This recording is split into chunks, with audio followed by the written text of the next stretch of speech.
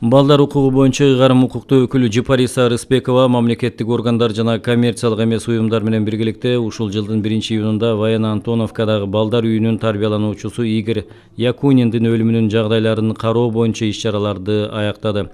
Өлүмдүн жагдайларын изилдөөнүн жыйынтыгында жарандык сектордун сын пикирлери менен сунуштарын эске алуу менен корутунду түзүлдү.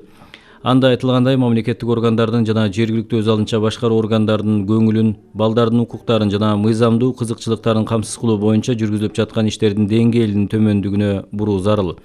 Мамлекеттик мекеме уюмдарынын жана аймактык бөлүмдөрүнүн кызмат адамдары өз милдеттерин талаптагыдай аткарбагандыгы белгиленди. Ошондой эле тийиштүү аймактардагы мамлекеттик органдардын, аймактык бөлүмдөрү менен жергиликтүү өз алынча башкаруу органдарынын, уюмдар менен мекемелердин ортосунда ведомстволор аралык координациялоо боюнча иш жүргүзүлбөгөндүгү аныкталды. Кызмат адамдарына, мамлекеттик органдарга жана уюмдарга бир катар тапшырмалар берилди.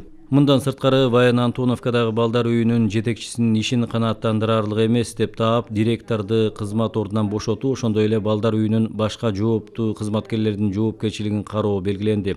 Бишкектин 1-май жана Сокулук райондорунун социалдык өнүктүрүү башкармалыгынын иши канааттандырарлык эмес деп табылды. Мындан тышкары, Якуниндин кызыкчылыгын коргогон адисти тергөө ишинин бардык этаптарында тартуу маселесин чечүү тапшырылды.